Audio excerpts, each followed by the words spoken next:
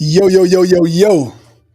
Welcome to the season 5 finale of the X Factor Sports Podcast. It's your host, Jay Mondane, coming to you from YouTube and Rumble. Be sure to like, share, and subscribe on all social media platforms, of course, on YouTube and Rumble, where you can catch every episode of the X Factor Sports Podcast.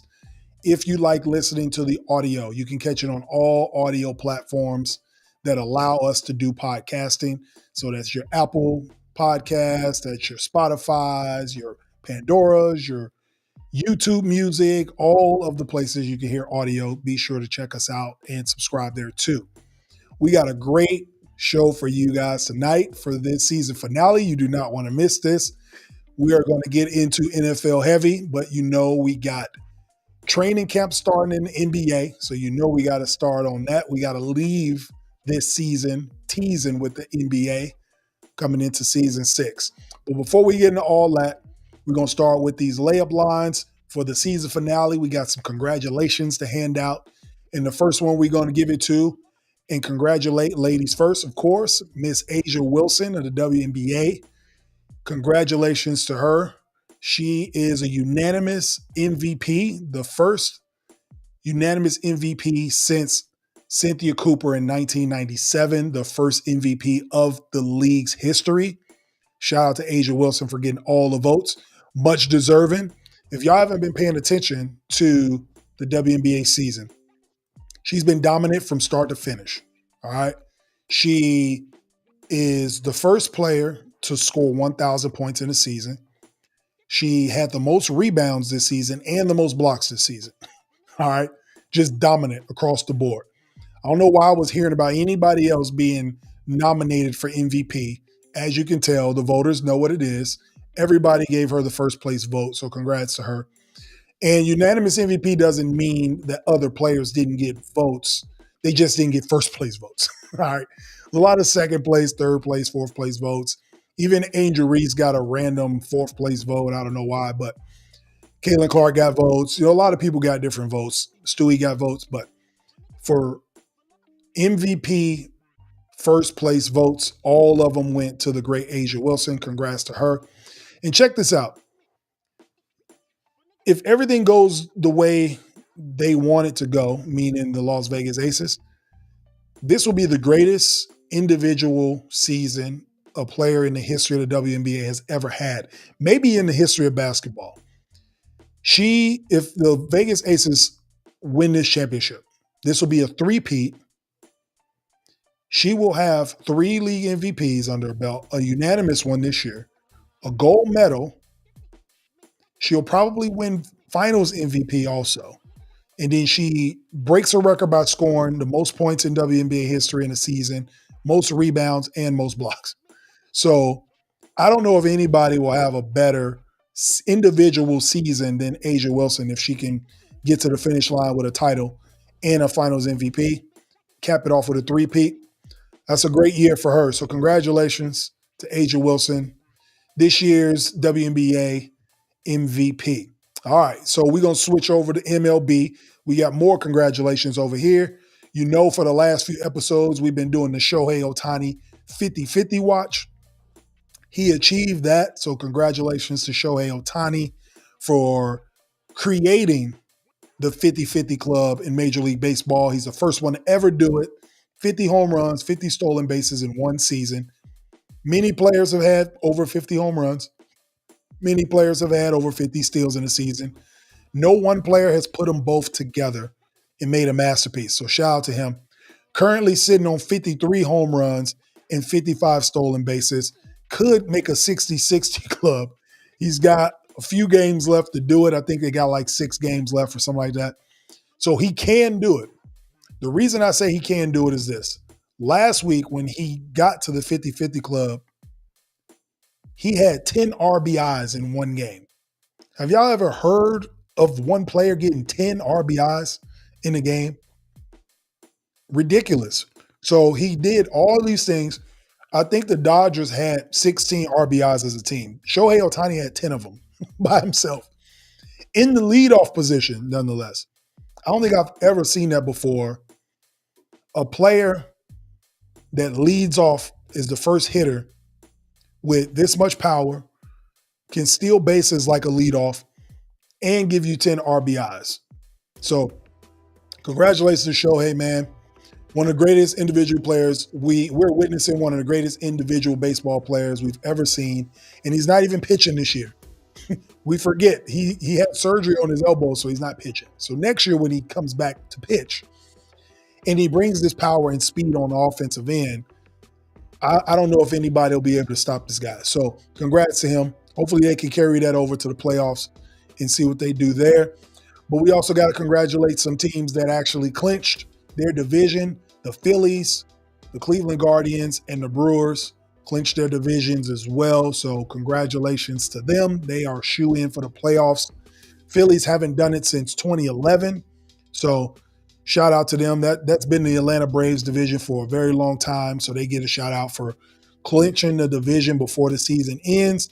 Last week of the season, we're going to find out who's in and who's out. So when we get back next season, we'll be deep in the playoffs, and then we can talk more about that. All right. Over to college football. Travis Hunter strikes again. All right. For his performance on Saturday, he has to be in the Heisman Trophy run, if not the front runner. Right? He at least has to be in the running. If Colorado can keep winning games, Travis Hunter has to be in Heisman Trophy talks. So his heroics came again on Saturday against Baylor. 13 catches, 130 yards. And then on the defensive end, he gets the game-winning, game-saving fumble at the goal line in overtime for Colorado to beat Baylor. They're 2-1 right now. Looking good. 3-1, actually. Looking pretty good. Got a Big 12 win. We have to see if they're going to continue to win games. A couple weeks ago, they didn't look very good, and that's why I said we need to get them off TV until they start winning. But they look pretty good. We got some other Heisman Trophy candidates for sure. I mean, Cam Ward from Miami, you can't deny him. He looks good. Quinn Ewers, if he comes back healthy, he can't miss half the season because then you got Manning who's going to take over for Texas, a lot of them votes. So maybe Quinn Ewers could come back. You got the kid from Tennessee, Nico, that quarterback. He looks good. They've won some big games. So, but this is looking like 1997. So a lot of my older viewers may remember this, or if you're a college football historian. In 97, all the talk was about Peyton Manning, Ryan Leaf winning the Heisman because they were the quarterbacks and they were playing well. And it was a little bit of buzz about Charles Woodson in Michigan. He was a cornerback. And then towards the end of the season, Charles Woodson just made this run that was undeniable, and he won the Heisman over all these highly touted quarterbacks. This is looking eerily similar to 1997 with Travis Hunter. He's going to be a first-round draft pick at wide receiver, and he can be a first-round draft pick at cornerback. So he's got the combination of both athletes on both sides of the ball. It's just Colorado's got to keep winning games. If Colorado continues to win, he's clearly the best athlete, the best player in football. But it's all about winning when you want a Heisman Trophy. So if they can continue to do that, get into a Big 12 championship game, or at least come close, get a nice bowl game, you got to consider Travis Hunter as a Heisman Trophy candidate at least. All right. So that's what we got for the quick news here on the X Factor Sports Podcast, Season 5 finale. Can y'all believe that? This is episode 60. We had episode 50 earlier this season, and the last episode lands on the big 6-0. So doing some good stuff. A lot of people checking us out. That's why we keep moving. So I'm going to pivot to this. We said we was going to talk about NBA. Training camp is starting. Preseason games start next week, I think. Who's excited about that? Right? Miss D over here shaking her head. Basketball just can't stay away from her. Keeps chasing her down. So will the Boston Celtics repeat? There's been a lot of talk this offseason, almost to the point like people didn't believe in them last year. Like, yeah, they shouldn't have won. We don't believe in Jason Tatum, Jaylen Brown, yada, yada, yada. Like, they had the easy route.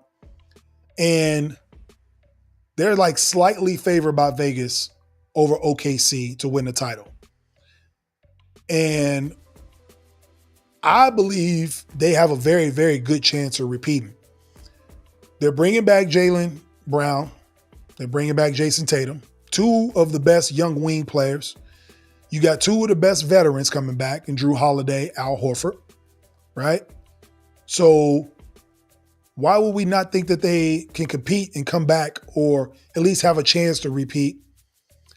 Wait a minute. I know why y'all think that. Everybody's making these excuses. Everybody's talking about Dame and Giannis ain't got it together yet. Joel Embiid, Paul George, Tyrese Maxey in Philly. Got to look out for them. The Knicks, you got to look out for the Knicks. You got to look out for all these teams in the West. You know, the Mavericks shouldn't have made it to the finals. OKC and Minnesota, they all beat each other up. They're going to be better. All this talk about all of these other teams instead of just giving the Boston Celtics their due, right? But we got to remember something about last season. How soon we forget. The Celtics were the 1 seed from wire to wire in the regular season. When everybody was healthy, they were the number 1 seed in the East by 14 games. They dominated the East. And they were the best team in the NBA by 7 games. So it ain't like they got lucky and stumbled into the playoffs and was better than everybody else. They were better than everybody else since November of last year. So they just stayed healthy. And it didn't matter if every team was healthy. They were the best team in basketball last year, start to finish, and they won a championship. Rarely does that happen where the team that was the best team wire to wire stays healthy, wins the title, right? But it happened with Boston. So I don't understand all the pushback of them possibly repeating. I have my reasons why I think they won't repeat, but it has nothing to do with their talent. It has nothing to do with they're not good enough or players were hurt. It has nothing to do with that. It's a trend that's happening that I think they won't win. And so, again, we're going to go in some history. If you look back in 2015, when Golden State won their first one, everybody made excuse. Oh, the Clippers were hurt. Oh, LeBron, his Cavs team got hurt. They wouldn't have had a chance. And the next year, Golden State came out and went crazy. 73-9. That was that year, right? They did that the year after everybody said they shouldn't have won a championship. They came out motivated, pissed off. It's like, oh, y'all think we wasn't good enough? All right, watch this. Ain't nobody going to beat us. And literally, they lost 9 games until they got into the playoffs. So I say all that to say that it's possible. The Celtics are structured well. They brought everybody back. And they're going to have all these people next year if Al Horford decides to stay. They got Kristaps Porzingis, who's a mismatch at the 5. So you got to respect that. So yeah, they got all the pieces. Now, the only reason I think that they probably won't repeat is because this decade reminds me of the 1970s decade of basketball. They integrated the ABA, so it was a lot more parity across the board. So we were past the years of the Celtics dynasties in the 60s. Not one team repeated in the decade of the 70s. Now, the Boston Celtics did win 2 titles in that decade, but there were no repeat champions. Bill Walton in Portland snuck in and got one. Dennis Johnson and downtown Freddie Brown. Seattle Supersonics won one in the 70s. You had, like I said, Boston won 2 in there. So it was a lot of different teams that won titles in the 70s. The Lakers, of course, got theirs. With Jerry West, they finally got one. So this decade seems very similar, right? We haven't had any repeat champions in the 2020s. We haven't even had any repeats go back to the finals, right? The Lakers won the bubble title in 2020. Then you had, I think Golden State won in 21, Milwaukee won, then Denver won, and now Boston won. Like, Denver didn't make it back. Giannis them ain't been back. Even Phoenix playing against Milwaukee, they haven't been back since. So I can understand from a trend standpoint why people would think the Mavericks or Boston would repeat and go back to the finals. because of that trend, because of how much parity we have in the NBA. But to just brush off Jason Tatum and Jaylen Brown and say they didn't deserve to win or everybody was hurt, they wasn't good enough, y'all need to cool out with that. They were the best team in basketball all year. So if you're a betting person and you bet on them to win games, you won more money than you lost. Guarantee that. So to answer the question, can they repeat? Absolutely, they can repeat. They're good enough to. Will they repeat? That's yet to be seen because, again, this 2020s trend that we have makes it really hard to see if a team will get back to the finals because there hasn't been a team that's done it yet in this decade. So y'all let me know what y'all think. Can the Boston Celtics or will the Boston Celtics repeat? Be sure to like, share, and subscribe to the X Factor Sports Podcast on YouTube and Rumble. Remember that. You share and follow, that equals growth. All right. Now let's pivot on to the NFL. We got 3 weeks of NFL football out the way. We're getting a good feel for what these teams look like. So we're going to end this season 5 finale for the NFL with the power rankings. All right. So this is the first power rankings of the season. So we got to give y'all this in the last episode, the top 10 teams based off of power, based off how they've been playing, how they look. It doesn't mean that it's the best records. It's the teams that have been playing the best football. All right. So we'll start at number 10. Okay. Number 10, the Detroit Lions. Detroit Lions, they're under a lot of pressure this year because of what they did last year. Got to an NFC title game. They were one half away from a Super Bowl. So I don't think they're going to have that hangover, but there is a lot of expectations. They've been playing well. They did drop a game, but after losing to the Bucs, they bounced back, beat a feisty Arizona Cardinals team. But the reason they're in the power rankings, they're top 5 in rushing, they're top 5 in total yards per game. So you got to respect that. Jared Goff plays great at home, but they got a tough 3 weeks. They got Seattle coming into town. They got to go to Dallas, and they got to go to Minnesota in the next 3 weeks. So be on the lookout for what the Lions do. But right now, I got them at number 10. At number 9, same division, Green Bay Packers. Listen, I'm going to tell you something. If you know me, you know I don't like this green team up north, right? I barely even say their name. But for the sake of the podcast, I got to show respect. Remember, we real talk, unbiased takes. That's what we do. So shout out to them, man. Jordan Love goes down. They're $250 million man. And they find a way with Malik Willis to keep on trucking, right? He is undefeated. He's won the next 2 games. He's done a great job without Jordan Love, so you got to show him love there. The defense has to step up, but they figured it out. This is a prime example of a quarterback getting put in the right situation and being able to flourish. So if you remember Malik Willis, he was in Tennessee behind Tannehill, and then he was going to be behind Will Levis, right? So ends up getting an opportunity in Green Bay, and he's making the most of it. So I got Green Bay at number 9. At number 8, Houston Texans. They took a tough loss. They got beat down by Minnesota on the road. True road test. Minnesota's better than we thought they were going to be. And it's time to see how CJ Stroud and the Texans respond after getting beat like that in Minnesota. I think they're still a good team. They can still win their division at 2-1. I think they are the class of the AFC South. But in terms of power, they have teams that are better than them right now, just on how they've looked in these games. At number 7, we got the Philadelphia Eagles. They got a big win on the road against a team that looked unstoppable in the first 2 weeks in the Saints. But I think this does great for their morale. It showed me a lot of different things. 1, they can win a game without A.J. Brown, finally. And 2, Saquon Barkley. You have to feed Saquon Barkley. This was the best offseason pickup that any team has made, getting Saquon Barkley. All right.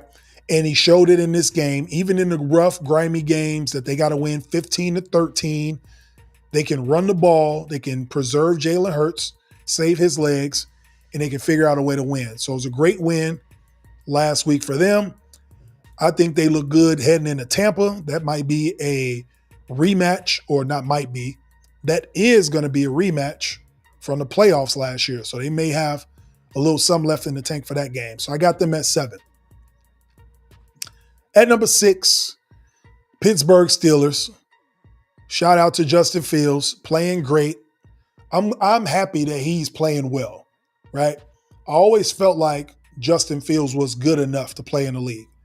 Even though everybody said he didn't, and based on what he looked like for the Bears, all that, he always showed signs that he can play. But these quarterbacks, especially young ones, have to be set up for success. They can't carry the franchise that's in turmoil. They're used to being in winning programs. That's why they were drafted so high.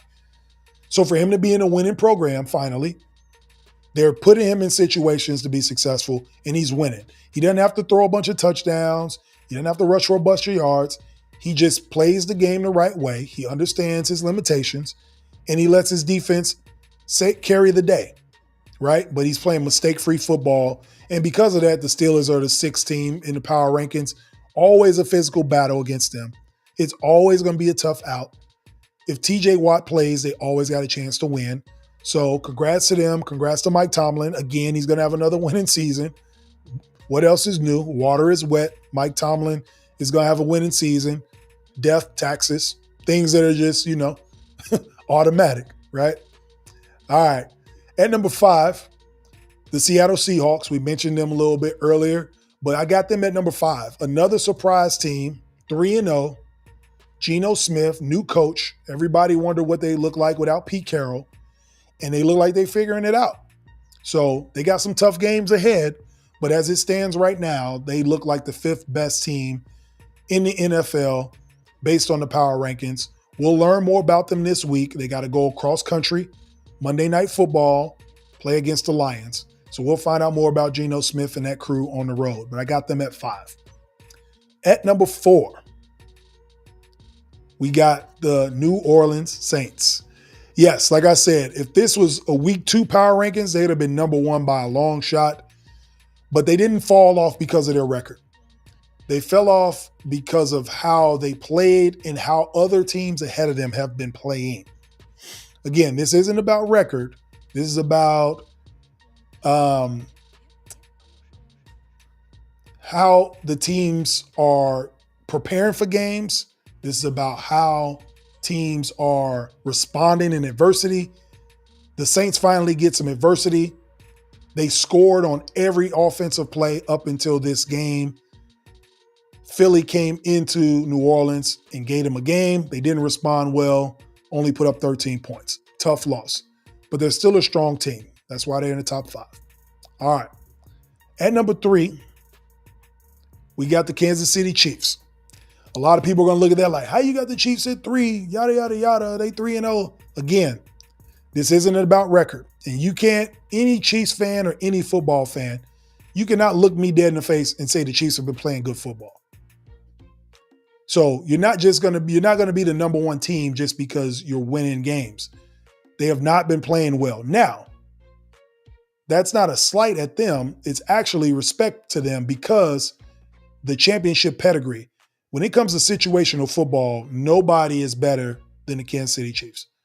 Nobody is better than Mahomes and Andy Reid. When they need something, a gotta have it. When they need a first down, when they need a score, when they need a drive to get Harrison Butker in field goal range, they seem to get it every single time. And that's a testament to their pedigree. They've been to championship games. They've played in tough environments. They know what they need to do to win. However, in these first 3 weeks, they haven't looked great. All right. They've just won the ugly games. And you got to win ugly games to win titles. They're going to get everybody's best shot. The Kansas City Chiefs is unique. They're graded on a different scale because they're back-to-back champs. And they're going to play 17 playoff games before they get to the playoffs. What do you mean by that, Jay? 17 playoff games. Every single time they play somebody, they're going to get their best shot. They're the defending champs, 2-time defending champs. They have accepted the role of the hunted. They are openly going for a three-peat. And you're in a competitive sport. Everybody wants to knock you off. the more games they win, the more teams are going to want to beat them so they can say, we beat the undefeated Chiefs.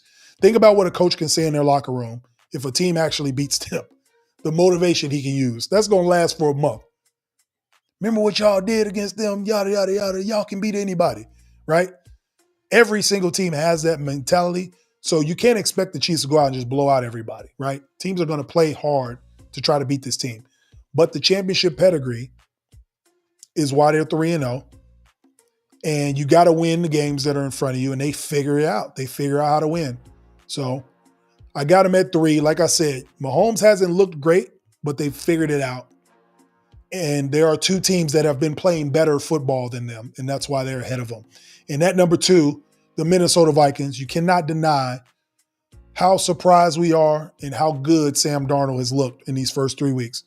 You couldn't tell me in training camp when they said Sam Darnold was going to be the quarterback. That's the reason I didn't want Justin Jefferson. I'm going to be honest. Fantasy football, I did not want Justin Jefferson because Sam Darnold was going to be his quarterback. And as it stands right now, he's making everybody look crazy because Sam Darnold looks like one of the best quarterbacks in the league in these first 3 weeks. He got a little injured last week, but I think he'll be fine for week 4. They got a tough divisional game against Green Bay. But man, they look great. They turned the page. They have no Kirk Cousins, Kirk O'Chains. He went down to Atlanta. But they continue to keep moving. They marching on 3-0. And they look good, right? They have good defense. They're playing complementary football. Like it looks like a playoff team. So right now, the Vikings stand at 2. The only team that looks slightly better than the Minnesota Vikings is the Buffalo Bills. They are rolling teams over right now, right? They are rolling teams over. They average beating teams by 3 touchdowns. If we talking power rankings, what are we talking about here? You already got to pass the sticks. 21-point leads on everybody. I don't care who they playing, who's in front of them. It's the NFL. Everybody getting paychecks, right? So they coming out to play. The Bills are beating the teams who they're supposed to beat. They handling their business. Right now, Josh Allen is the front runner for MVP because everybody, including myself, talked about what is he going to do without Gabe Davis and Stephon Diggs. And they're figuring it out. Keon Coleman got his first touchdown on Monday night. Dalton Kincaid, Dawson Knox, the tight ends. Like they're making it work. James Cook looks like Dalvin Cook back in Minnesota 8 years ago. Like it's a nice story. It's going great. They got some games coming up too that'll test them. They got to go to Baltimore in week 4. But right now, as it stands, the Buffalo Bills have been the best team. Josh Allen is the MVP front runner right now, and they're exciting to watch nonetheless. So those are my top 10 power rankings as it stands for week 3. You guys can comment. Let me know what you think about this list. If you think some names need to be switched up, if you think somebody should be in here that isn't, let me know. We will continue to do power rankings when we get back for the next season. But right now, this is where we got it. All right. To stay in the NFL, you know we got to give y'all favorite segment of the X Factor Sports Podcast, and it's Bet That, right? This is a segment where we place the bets, where we give you our 5-leg parlay with all the primetime games, and you guys can make your picks if you want to. Now, remember, this ain't a betting site, so you gamble at your own risk, but these are bets that I actually do, and I tell you why I think these bets will go the way they're going to go. So let's go ahead and get into that Bet That, all right? On Thursday night, you got Cowboys at Giants, okay? 5.5-point spread. I'm taking the Cowboys to cover this spread on the road because of what they've been doing to the Giants. I see the Giants are kind of cooking. Malik Neighbors doing their thing, but I feel like the Cowboys have just owned the New York Giants. The Giants have not beat the Cowboys since January 3rd of 2021. All right. Do y'all know where we at now on the calendar? Look at your calendar. It's September of 2024. They ain't beat these dudes in almost 4 years. Right? So not only do I think the Cowboys are going to win, they're definitely going to cover this 5.5, especially after an embarrassing loss at home to Baltimore. The thing about the NFL, when teams get embarrassed, they come out and play a little bit harder the next week. So that's where I'm going with that one. I got the Cowboys winning. They look a lot better, though. The Giants, that is. They look a lot better. But I think the Cowboys play better on the road than they do at home. I don't know why. I don't know if there's pressure at home to win. But when they see the Giants, that's like a punching bag for them. It's like their get-back game to get back on track. And you know how big media is going to be. One week, the Cowboys don't make the playoffs. The next week, they win. Are they Super Bowl contenders? We don't do any of that here, all right? We know what's real. Cowboys got some work to do, but they're better than the Giants. So I got the Cowboys covering the 5.5, all right? In the Sunday early game, we got the Eagles at Tampa Bay. This is the playoff preview I was telling y'all about. So I got the Eagles winning this game straight up. This is the playoff rematch. When the Eagles looked like they were trying to tank last year, they limped into the playoffs. Baker Mayfield got them in the wild card game in Tampa. I think the Eagles have a little revenge on their mind. They might get A.J. Brown back this week. So I'm excited to see this game, this early noon game. Eagles at Tampa Bay. I got them going straight up. They're riding a high off last week's win against the Saints. Big win against an undefeated team that crushed everybody in their path the first 2 weeks. I see the Eagles coming in and winning this game. If I'm the Eagles, I wouldn't even went back to Philly. After we won this game in New Orleans, I would have stayed south. Right after that game, I would have went down to Tampa Bay. Road games is where teams come together. I would have kept my team out of Philly. Everybody giving them pats on the back for winning that game. I would have kept them south, go straight to Florida, practice, get everything you need to do, get acclimated, make it a business trip. This is a 2-week business trip. We coming down here to get 2 games. So you go down, get to New Orleans, beat them. It was a grind them out game.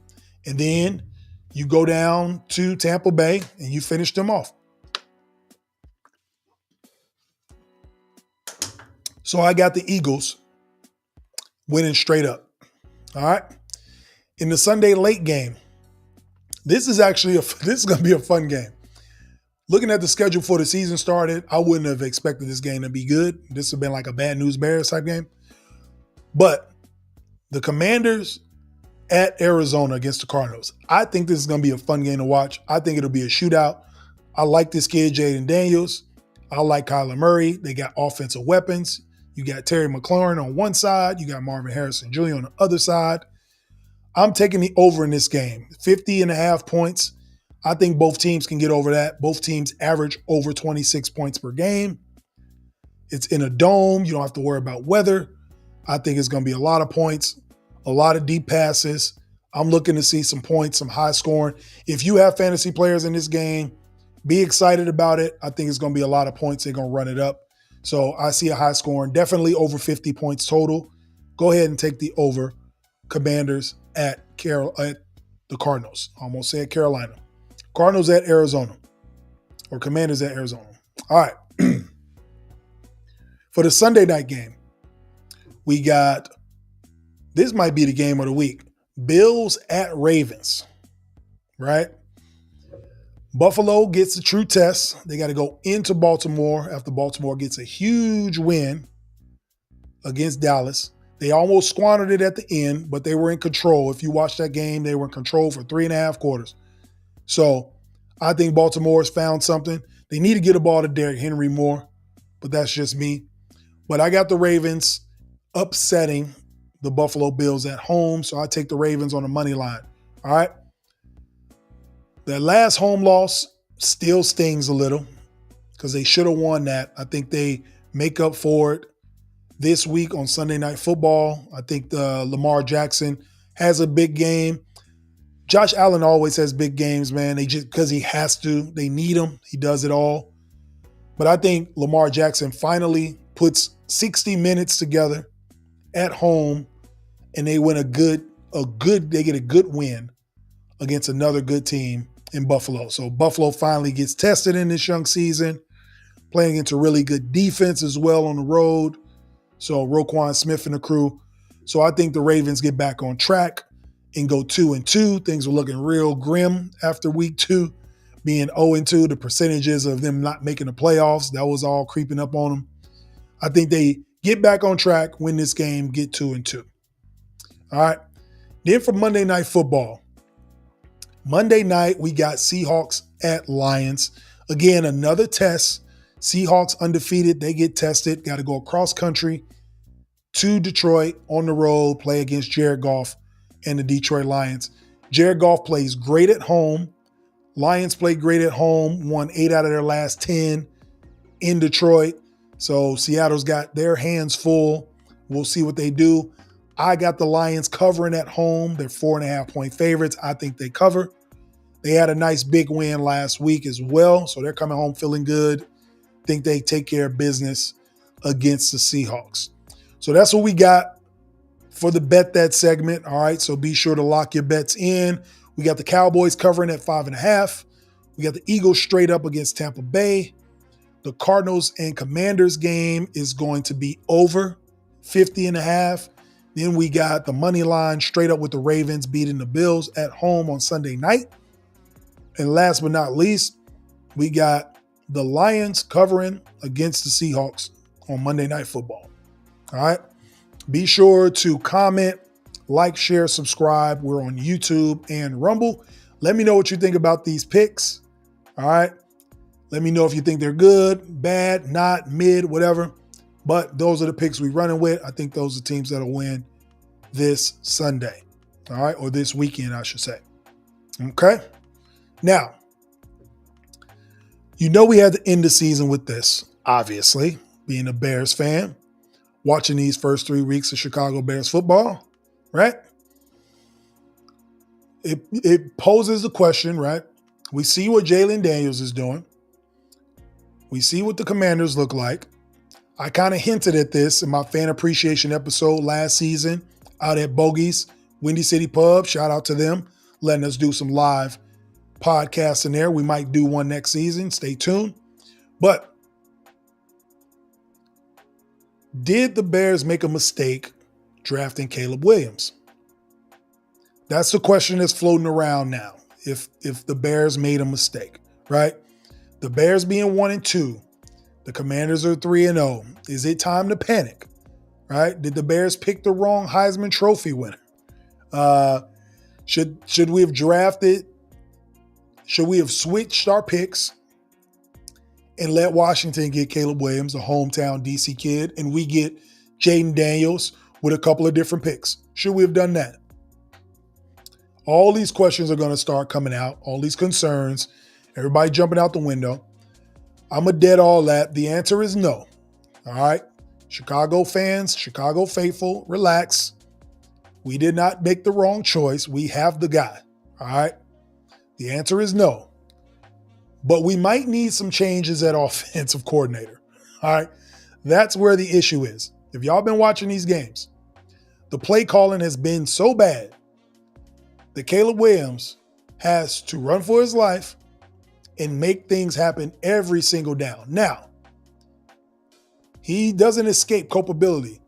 He is a rookie, so he does hold the ball too long. He tries to make things happen that aren't there. He has turned the ball over. He makes rookie mistakes. But if you're a coach or a coordinator, your job is to protect him from himself, so to speak. Put him in situations to succeed. If we have a bad offensive line, why not add 2 tight ends for more protection? Let Cole Kmet stay back and protect. Let DeAndre Swift chip some people when he's blocking. Pick up the blitz. Some things like that. Move the pocket like they did for Justin Fields when he was there. All right? Get Caleb Williams rolling out with the pocket moving so then he got more time to look down the field and get some open passes. Stop throwing screen passes to DJ Moore before the blocks are set up. How about that? So a lot of this stuff is coordinator. Shane Waldron, you ain't going to make it to Halloween, my guy, if you keep doing this. All right? So this is Ryan Poles saying, remember I always tell y'all, the GMs let you know how they feel about their teams. Matt Eberflus has not had much success in Chicago. Ryan Poles did not bring him in. He's not a Matt Eberflus guy, or Matt Eberflus is not a Ryan Poles guy, meaning Ryan Poles did not hire him. So he has no problem getting rid of him as the GM and finding a new coach and a new staff. Why are you saying that, Jay? Because Ryan Poles put all these offensive weapons out there for Eberflus and for Shane Waldron, the offensive coordinator, and said, here you go. If you can't figure this out with this team, I'm going to let you go. And if you watch football, how do coaches usually get let go? Who goes first? The coordinators. If we continue to play like this offensive coordinator will not make it to Halloween, all right? We have 3 winnable games the next 3 weeks. We got the Rams coming into town. We got Carolina, and we got somebody right before the bye that ain't that good, right? So our bye week is week 7. Once that's over and we have an opportunity, if we don't win 2 out of 3 of them games at least and look better offensively, Shane Waldron is out of there. So that's going to be the message that comes from upstairs. And then if we still don't look good, by the time we get to playing divisional games in week 11, Eberflus and the whole staff will be gone. So to answer the question, no, it is not Caleb Williams' fault. He's making rookie mistakes like rookies do. But good offensive coordinators and good offensive coaches protect those guys. Again, look at Jaden Daniels. He has Cliff Kingsbury as his offensive coordinator. There's a reason he looks good, right? They have a defensive head coach, but they have a good offensive coordinator that takes care of them, and he's in the best situation to be successful, right? Justin Fields goes to Pittsburgh. He has a defensive coach in Mike Tomlin, but he has a good offensive coordinator, and they're putting him in positions to be successful. So you can't blame this on the rookie that's played 3 NFL games. The Bears, as a franchise, we figured out the defensive part. We cannot figure out the offensive side of the ball. You want to know how I know that? We're the oldest team in the NFL, and we have never had a 4,000-yard passer in the history of our franchise. We haven't figured out the offensive side of the ball, right? I think Walter Payton in the modern day is our only offensive Hall of Famer, I think. So I'm saying all this to say, relax with the Caleb Williams. It's his fault. This is his 3rd NFL game. If you're watching these games, you understand that that offensive line is not great. If we can see that, I know the coaches should be able to. So why aren't they trying to fix this stuff? So they got 3 games to figure it out before a bye. And if they can't figure it out, Ryan Poles will come downstairs and tear it all down, right? So they got the right QB. I just hope we don't do them like Andrew Luck, like the Colts did Andrew Luck, and put him in an impossible situation, force him to retire early because he's getting killed, figuratively, on the field.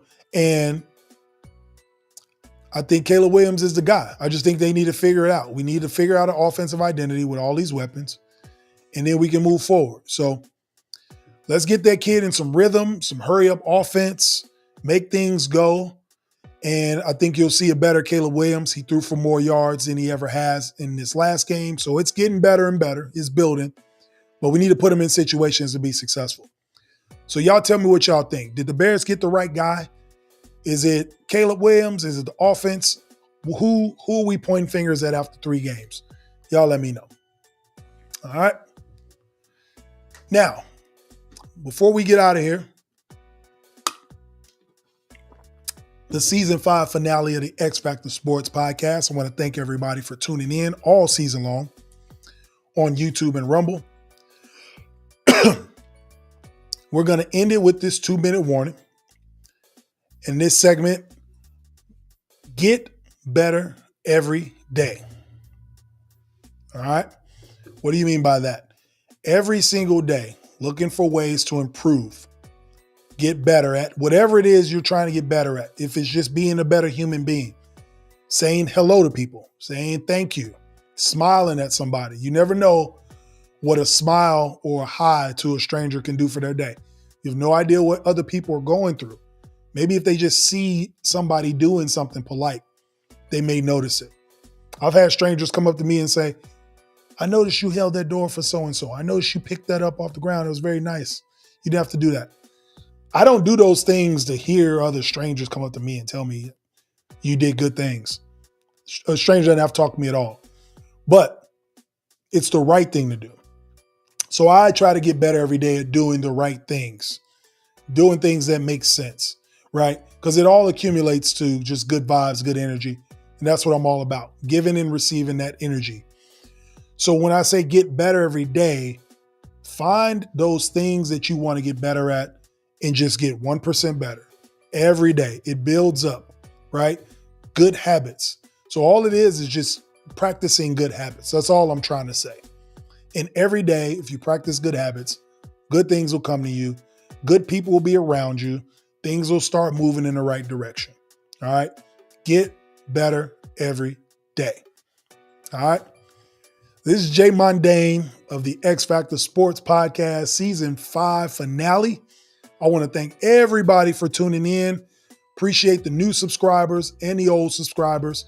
Bring more with you for Season 6. This was a great season. It's only getting better and better. Thank everybody for supporting, reaching out. I got friends that were overseas this past week, people asking about the shirt, about the podcast, how they can subscribe, how they can get the gear. You can always go to the X Factor Sports store to get merchandise. Next season, we'll have sweatshirts and hoodies. So be sure to look out for those. And again, all the fans that pay attention and that watch the X Factor Sports Podcast, all the reels, all the comments, I thank you guys. Continue to support the show. Looking forward to seeing y'all next season. We're going to take a break. We're going to come back with some NBA. We're going to be deep in the NFL. We got WNBA playoffs, MLB, all the sports combined for Season 6. I can't wait. This is Jay Mundane signing out for the X Factor Sports Podcast, Season 5. Peace.